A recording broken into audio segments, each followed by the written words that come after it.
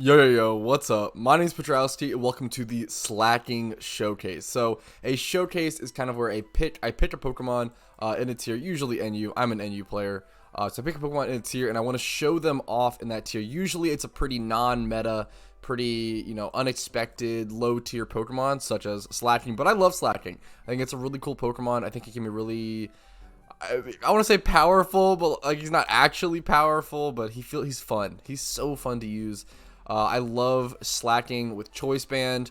The strategy we're going to be trying to employ this game is Giga Impact, or the series, I guess, is Giga Impact Choice Band Slaking. So, Giga Impact is a 150 base power normal type physical move. The 90% accuracy is probably the biggest downflaw, since, the user would have to normally rest on the next turn after using Giga Impact. It's the physical equivalent of Hyper Beam, but if you know Slaking, you know that he has the ability Truant, which means he can only attack every other turn. So after he attacks, he's actually gonna rest and he won't listen to orders. He'll loaf around or whatever. So 99% of the time when you bring in Slaking, you're gonna throw up an attack. You also use Choice Band to obviously increase his already ludicrous base stats and power.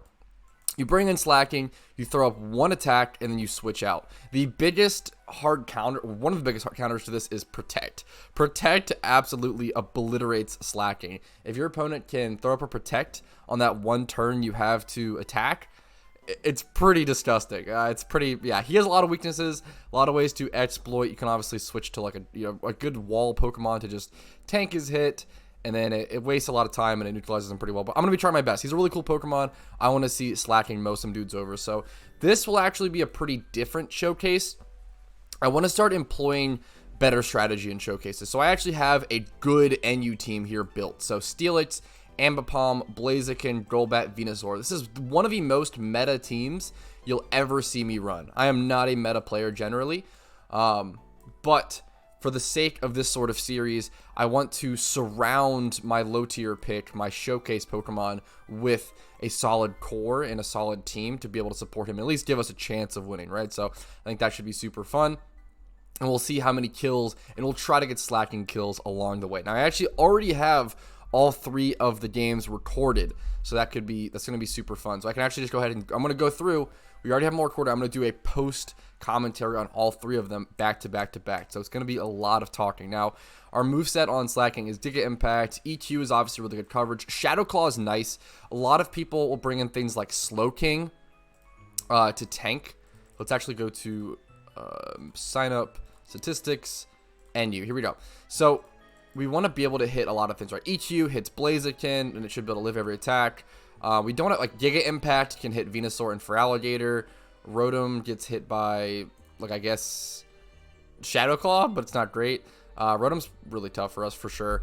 Gligar gets hit by Ice Punch. Ice and Fire are usually really good in, OU, but they're actually pretty good right now in NU, which is surprising. Yeah, people bring in Slaking to try to tank him, and Shadow Claw will take him out. We don't need, a fighting-type move for Zoroark. That should just get an impact. Golem gets hit by EQ. Golbat gets hit by Ice Punch. Ice Punch on Gligar. Steelix, we just EQ, I'm pretty sure. EQ. A lot of EQers. Shadow Claw for Espeon. Espeon's a really underrated Pokemon in NU. Yeah, dude, we look at, so Escavaliers. Escavaliers seem so much better now. Anyways, I'm getting sidetracked. Let's go ahead. So we're going through the team. We've got, our typical Choice Scarf, Blaziken, Rocky Helmet, Defensive Steelix. I might replace Gyro Ball soon. It's done way less damage than I expected. Ambipom. This Ambipom's insane. I love this. Fake Out U-Turn. We have our U-Turn core with Ambipom U-Turn and Blaziken U-Turn. That comes into play a lot in these games. Golbat's a fantastic wall. He's our defogger. So we have Steelix to set up rocks and Dragon Tail them around to disrupt them. We have Golbat to defog, to get rid of the opposing rocks, or have clear the field of that.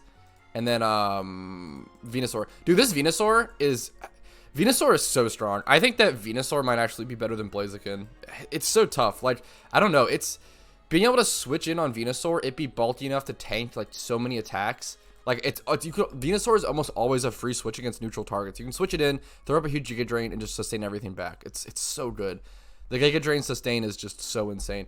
Anyways, I would love to try Choice Specs. Choice Specs Venusaur sounds hilarious in NU. That sounds incredible. It's a huge threat. Anyways, let's go ahead and get into the game. So I'm gonna go ahead and pop up the browser. Here we are. jumping into game one. Obviously, this is post commentary. I played these games a couple days ago.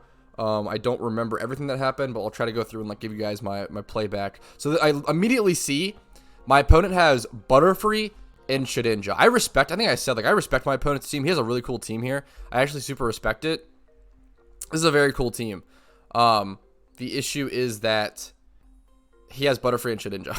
So Butterfree and Shedinja obviously insta-dies to Rocks. Butterfree takes 50% to Rocks. My opponent's team is really, really weak to Rocks, and that is actually why I let off Steelix here. So I lead off Steelix here because Steelix hard walls Ambipom, and it sets up Rocks to kill Shedinja and Butterfree. And I assume that his only like removal of Rocks here is Sand Slash, which I make all of these assumptions at the beginning, and they really pay off for me, which is really nice to see. I actually play this opponent. Spoiler alert! I actually play this opponent back to back, and I think we both actually use the information off of that, which is cool to see. A lot of times, you'll play an opponent back to back, and like you constantly see people like not make adjustments, you know, and just yeah. So he's hard switches here out, which is a good play.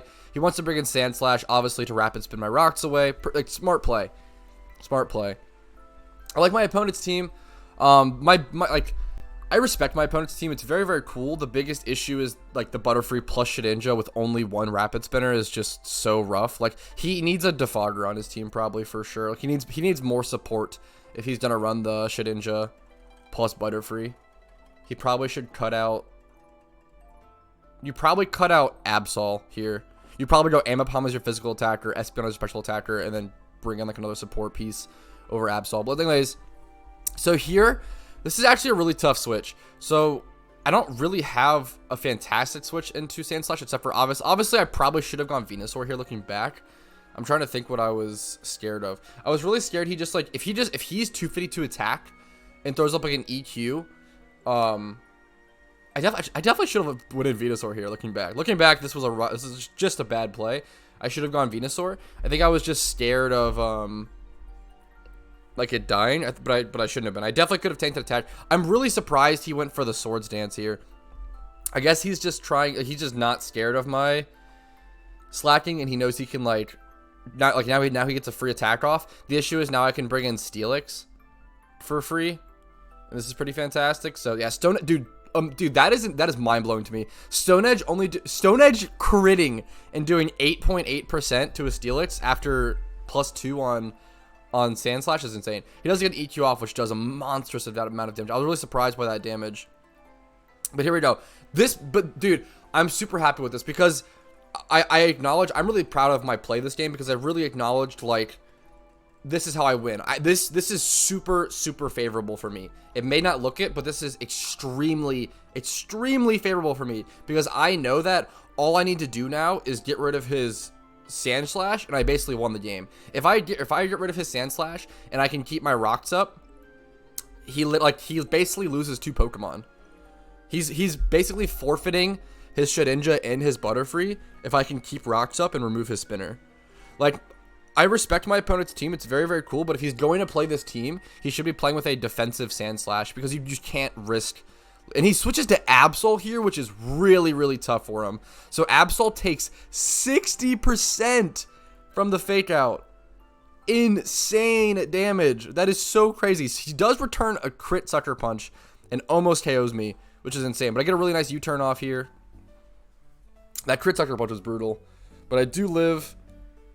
We get the U-turn off. I think I just go into, I want to say Venusaur here. Maybe I need to make sure I can.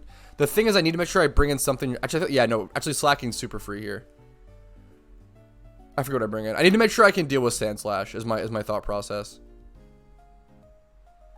I think I'm too. There's no reason. Yeah, Venusaur is a bad play here because I think Espeon could come in. Yeah, Slaking's super free. That's a good play. I think Slaking is the freest play. I could have also gone Blaziken actually. This would have been a fantastic. Actually, no. Yes. No. Slaking's the better play here. So I don't go Blaziken here because I don't want him getting fake outed. I'd rather just. Yeah, I'd rather just offer the Slaking for that. But anyways, we go into Golbat. Golbat is like a pretty fantastic counter for Ambipom. The two there's literally like in my opinion like only 2 huge counters right now for Ambipom. Because Ambipom can learn Ice Punch, I'm pretty sure, for Gligar. So the only like 2 counters that exist are Golbat and Steelix. Golem does not counter this thing enough, which is insane to even say. It kind of does if you play it well, but you can't, like, it takes too much damage on switch-ins. It's so insane because they can like fake out U-turn and just get out with U-turn. So this is something my opponent, this move pool blew my mind. I've never seen Protect Ambipom. I think this move pool on my opponent's Ambipom is really bad. I think my opponent actually could have won these games if he didn't have this move pool. So he is Protect, he's Fake Out, Protect, he's Fake Out, Protect, Beat Up, Last Resort Ambipom. So he just threw on Last Resort on a 4-move Pokemon.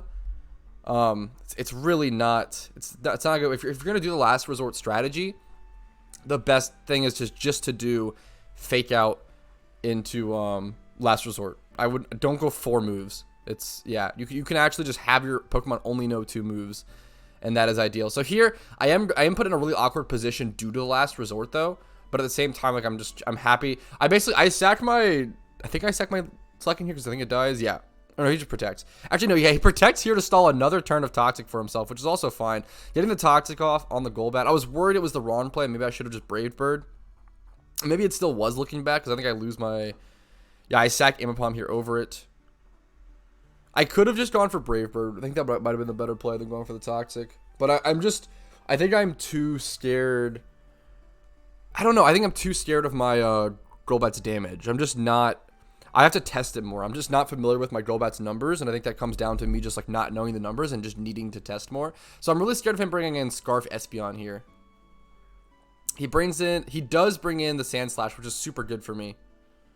So now so here I'm actually super scared that I have to make a decision here.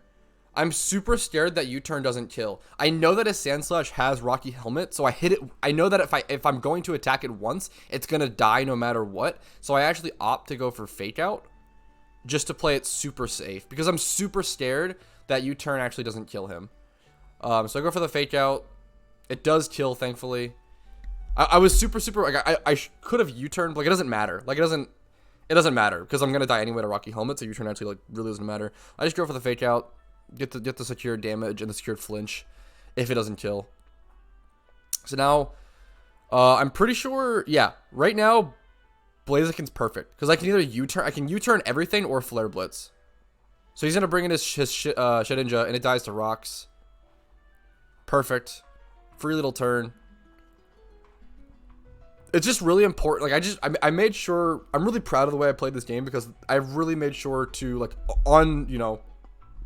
upon showing, so now I'm super free here to U-turn, and his Espeon literally just dies. He was not Scarf Espeon, so he literally goes down. My Blaziken will also always lose speed ties. My Blaziken's actually naughty nature and like 27 speed. It's not the best Blaziken. So I should always lose speed ties. So he comes in on this. His Butterfree is actually a threat. I love this man's Butterfree. I love this Butterfree, so I don't know. This is a pretty cool set. I think it's like Sleep Powder. It's like Sleep Powder sub something. It's a very cool set, honestly. I kind of love it, not gonna lie. I think he has Air Slash as well. Yeah, I remember that. Because I was really surprised. I should have thought about that. I don't know why I didn't think about the Air Slash. But he throws up the Sleep Powder.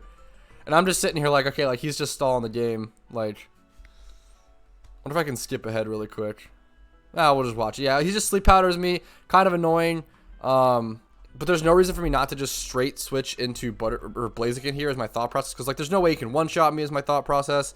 But then he goes for the sub. And this is actually a little scary. I think he actually takes me out here with an Air Slash, which is kind of crazy. Because I'm worried U-turn won't actually break sub. So I don't go for the U-turn here. I go for the Flare Blitz to break this up for sure. Like, even though it's like he takes out my Blaziken, like, this gives me a 100% path to victory. This is actually a good play. This gives me a 100% path to victory because he goes for the sub. I Flare Blitz. My Blaziken goes now. And now I'm checking his HP constantly because now he doesn't have enough HP to sub. So now that he cannot sub, I can come in on this thing for super free. And I know I won't die to one attack. I guess if he crit that Air Slash, I guess I could have lost the game, which is hilarious. That's hysterical to think about. But there we go. GG's. That's game 1. Let's go ahead and hop into game 2 back to back to back. Let's make sure this is good. Yep, we're looking okay. Okay, let's jump into game 2, and it's against the same opponent. Straight up back to back. I think I literally got out of that game. I queued up, and I had like literally a 1-second queue, and he also insta-queued, so we just got into the same game. And this one was a faster game. This was a 5-minute game, so I definitely adapted to my opponent. Was able to defeat him even more soundly. So he adapts here and comes into Espeon lead, but it doesn't matter because I know that like even if he throws up a grass knot or a hidden power fighting or like anything, I'm still gonna live 1 attack obviously because of sturdy, and I just want to get my rocks up. I know that rocks, like, as long as I can control his Sand Slash, I'm aware that Sand Slash is his only, I know that Sand Slash is his only way to get rid of rocks. That's his spinner. I'm super, like, I just sacrificed my Steelix here. I think about it for a little to make sure it's the right play, but it ends up being the right play. So I sacrificed my Steelix here. It's a little scary / greedy. We get a lot of really good chip. But like now I'm so safe here to bring in Blaziken. Like this is the safest, this is the absolute best, most ideal position you want to. So now I can, yes, perfect. I can bring in Blaziken. He goes Sand Slash to Wallet, which is like a fine switch. But now I can just get to U-turn. I U-turn for free there because if he stays in, it's good for me. If he goes into Sand Slash, I break Sand Slash's potential sturdy. I don't know if Sand Slash actually gets sturdy in Pokemon. I think it used to, but maybe not anymore. Venusaur comes in. And now I'm free to throw a Giga Drain. And he stays in. There we go. We take out his spinner. Easy peasy. So, like, there you go. Like, even though we sacked our Steelix, we got up rocks, we baited in his spinner, and took it out. Like, he needs to... My opponent, like, he needs to just switch there. You can never stay... Like, you can't spin against... You can't spin as Sand Slash against Venusaur. Like, you're losing your spinner for the whole game. Just to do that. Does bring in Butterfree, which should turbo resist the Giga Drain as it does, but it takes 50% chip on the switch in, which is super, super brutal. So this game is even more in control, or even more in my control than the last game. Dude, Venusaur feels so strong always. I'm always saying this, dude.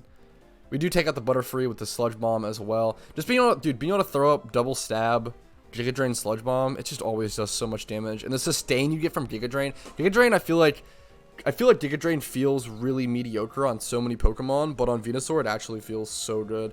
So I know he's obviously going to throw up like a Psy Shock here. The question is, like, do I sack my Venusaur or do I hard switch? There's no reason to sack it. Just make a hard switch play. We go into the Slaking to hopefully maybe pick up a kill on the Slaking, or, tank a hit, do whatever. So he throws it off. And then even if I throw up Shadow Claw here, even if he outspeeds me, it's fine. Which he probably should have been able to and just kill me. So he brings in the Shedinja, waste, which is really smart. Him actually having Shedinja here is kind of like a pseudo protect. I mean, he's playing a 5v6, but it's a pseudo protect where he can just, switch out like that. Espeon might actually outspeed me. So I just sacrificed my Slaking here. I don't need it anymore. But he does waste that attack. He's, playing around my Slaking to that extent. I respect it. But now Ambipom can come in for turbo free. And I think I actually check base stat speed. Yeah, because I wasn't sure. Ambipom's base stat speed is 115, and then Espeon's base stat speed is 110, for those who don't know. But he actually, yeah, so my Slaking is 252 HP and 0 speed investment, and has like 100 base stat speed. So he actually could have just stayed in earlier on the Espeon and just psychicked my Slaking. Like he went for the fancy play and like sacrificed his Shedinja to waste the turn, but there was really no reason to do that. So I think he's going to go Sucker Punch here. So I bring in this... Assuming, or no, sorry, I U-turn. That was not a prediction play. So I bring this in, go for the U-turn. I'm surprised he didn't Sucker Punch here to at least get some chip. Which now I can just U-turn back and forth. Like now I'm in the perfect, like once his team is left down to Ambipom, Absol, Espeon, like it's so U-turn abusable. I respect my opponent's team a lot, but he might have actually built the weakest team possible. Like my opponent doesn't make a bad player. I don't think he's a bad player at all. But he might have literally built the weakest team possible for the current meta, which is super unfortunate, right? Like he's super weak to U-turn. He's super weak to rocks. Like I feel for him. It's brutal for him. Like he didn't play particularly bad by any means. I mean, he does go for a beat up there, which is gonna do no damage. Just he only has 2 Pokemon alive. We do get a crit there. I don't think it matters, but I mean, I don't know. It might for a little bit of chip, but beat up is relying on how many Pokemon you have alive in your party. So he beat up with 2 Pokemon, but I guess he has to go for that to get the last resort proc up. So There we go. Now we're safe to kind of just end this game out. We obviously get our goal by taking out by the psychic, but that's okay. I knew that was coming. I just sacrificed it. There's no reason to make a switch at this point in the game. Now I can just freely bring in Blaziken, throw up a U-turn, and defeat my opponent and call that GG's. Now, after this game, I did obviously defeat my, the same opponent. There we go, forfeits, back to back to back. He did say some not so nice words to me, but we're going to go ahead and skip through that. So, on to Game 3. Game 3 of the Slaking Showcase. I don't think he's gotten any kills so far. Maybe one. Slaking was very helpful. It's like, Slaking's a threat. Like, it was actually, like, as weak as Slaking may look here, it was actually so nice to be able to, like, switch into him and make sure, like, he can, like, absorb so many attacks. He was, like, a huge sponge. He was a sponge and then also a huge threat. It was actually really good. So we're against Rotom. Rotom is actually really, really good against my team, but for whatever reason, my opponent just doesn't know about beat up or didn't expect me to have beat up and just stayed in and just dies for no reason. So I literally 100-0 my biggest threat to my team right off the bat. My opponent's team is very cool, by the way. I love seeing Rhydon. Rhydon's a great Pokemon, super underrated in NU. So here I'm just free to U-turn. My opponent's team is very, very cool. I know that he's gonna get up his own. I know he's getting up rocks right now. So the play is like, what do I do here to like threaten that, right?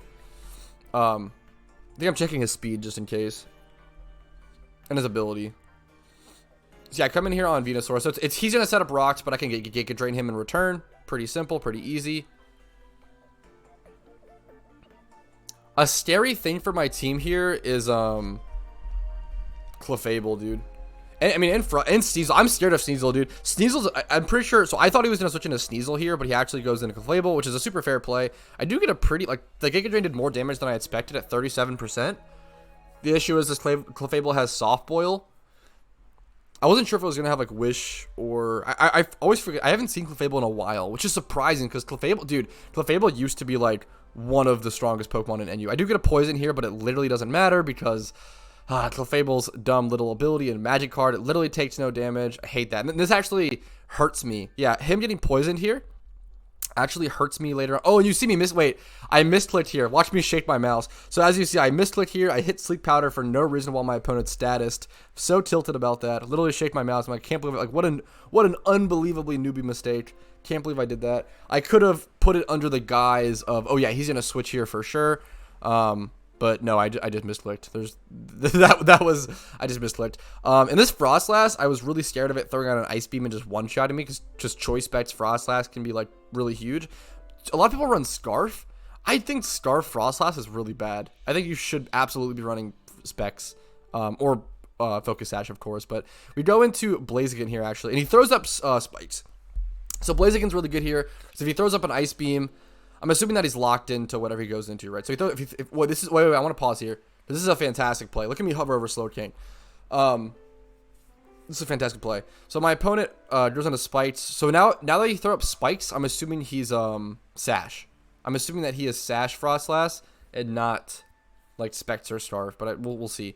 But anyways, I bring in Blaziken. It's super free here because if there's spikes, or at least it's a Ice Beam, whatever. I'll tank it. I'll be good to throw off a Flare Blitz, U-turn, whatever. Blaziken's really, but if you get Blaziken for free, it's really, really good. So I look at my opponent's team.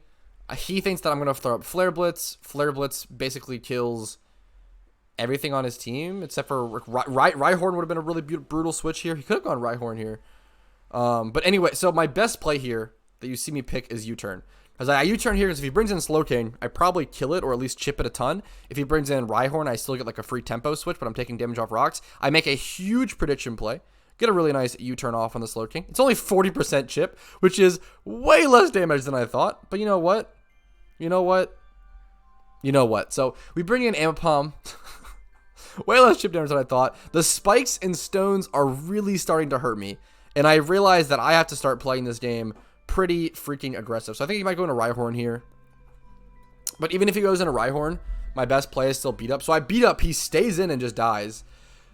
My opponent really stayed in against beat ups multiple times this game, letting it take out threats. But I guess beat up, like my Ambipom is so good against this team. My Ambipom is so good against my opponent's team here. Beat up literally hits 3 of his Pokemon for super effective damage, as well as U-turn. Like, once again, my opponent's team is like pretty weakish to U-turn. I guess 2 of his Pokemon. Yeah, I think it's only 2. I always think Rotom's Ghost, but I think it's just electric. I always forget. I think Rotom's. I'm gonna actually check on PokeMMO right now. I always think Rotom is electric Ghost, but I think it is. Okay. Okay. Whew. I wasn't wrong. I was like, it like acts like a Ghost type. Yeah, okay, yeah. Rotom is electric Ghost, so I believe that U-turn should be super effective against it. Maybe I'm wrong. Maybe I'm missing the electric type. I don't think electric resists bug. Maybe I'm wrong. I know it like resists grass. Anyways, I'm getting distracted. So here's a weird play. I am basically sacrificing my Ambipom because I've taken out like all of the Pokemon, and I'm really happy this doesn't kill. So I've basically taken out all of the Pokemon that I need it to deal with. Like I need it to deal with Slaking and Rotom and like kind of Frostlass, but I think to myself, like, I have other Pokemon for Frostlass. I'd rather get Chip on this Rhydon because this thing is actually pretty difficult to deal with. I think that this Rhydon would actually, like, I don't know, for whatever reason, I'm really scared of this Rhydon, like, doing way more damage to my Venusaur than I expect. So here I am, pretty free to throw up Giga Drain, and this, I think I throw up Giga Drain. What do I do here? Pretty sure I Giga Drain here. Pretty sure I just Giga. I'm really scared that he's going to go into Frostlass, and it's going to take, like, no damage. He does bring in Clefable.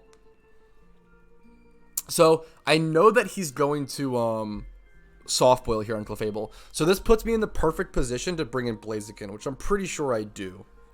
I'm pretty sure I make that play. It's awkward because oh, no, I just go Sludge Bomb. Okay. It's awkward because I don't... Oh, yeah, because I'm faster, and I wanted to see if I could, like, roll. My Sludge Bomb versus Giga Drain rolls, and he teleports. So I actually have... Okay, yeah, that's really good for me. Maybe he assumed I was going to switch. This was a crazy play that worked for me. I feel like my opponent actually made the right play, and I made kind of a wrong play / maybe read. We'll just call it a read. We'll call it a read. But at the time, I don't remember. So here, dude... I was in shock. Look at this. I stay in for the Giga Drain. It hits him for neutral. I'm like, maybe I'll be able to sustain. Maybe I just sacrifice. You know, I'm cool with this play no matter what. Giga Drain does 77% to this Frostlass when its Ice Beam does 62% to me. How are these Pokemon in the same tier? Okay, and his Frostlass is leftovers. That's a bad item on this Pokemon.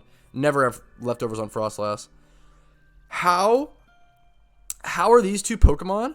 Okay, he gets a freeze here, and I almost lost my cap. I almost blew my lid. But thankfully, we immediately thaw out. How are Frostlass and Venusaur in the same tier where that Pokemon is hitting with me with a super effective move for 62% damage, and I'm sustaining and hitting it with a neutral move for, you know, for 70% or whatever. When, like, that Pokemon, like, on paper should counter me. Like... It's so dumb. Like, it's such that is such a power creep difference. That blows my mind. Anyways, we bring Blaziken in here. It's pretty free. Since my Blaziken is Scarf, it's really good here. I know that High Jump Kick is gonna hit everything, so I go High Jump Kick here. I like obviously could Flare Blitz, but I'm really scared of him bringing in Rhyhorn, and this hits Rhydon.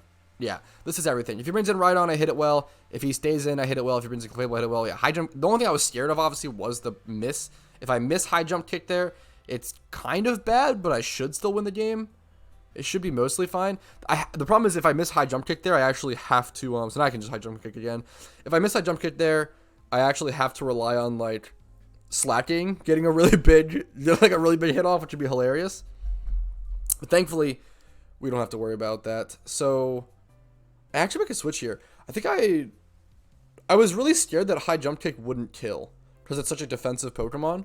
And I think this, I mean, I think this play is actually good. I think it seems really weird on paper, but I was really scared that High Jump Kick wouldn't kill. And there's just zero reason to risk Blaziken even possibly dying. There's zero reason to do that. I'd rather just sacrifice my Slowking and have it get Chip. It would be kind of scary if, like, SNEASEL were to, oh, and he misses Ice Over Crash, and I one-shot him. If SNEASEL were to come in and, like, Swords Dance on that turn where I was loafing around. There we go. So Slaking wins us the game. I'm flipping out, you know, PogChamp. Slaking gets the EQ and actually takes out the SNEASEL, which I really didn't expect to happen. Anyways, that's game 3. That's all of them. Hope you guys really enjoyed this. Like the video if you did. Subscribe for future PokeMMO content. Check out all the playlist links down below if you want to see more content. Join the Discord to ask questions and learn about the game. And then finally, consider becoming a YouTube member to be for $5 a month. If you want to go above and beyond becoming a YouTube member, dropping a Twitch Prime or a Twitch sub over on my Twitch, or hitting up my Venmo. Venmo's actually the best way to support me because there's no cut taken there. Hopefully I didn't talk too fast. I'll see you guys later. Have a great day.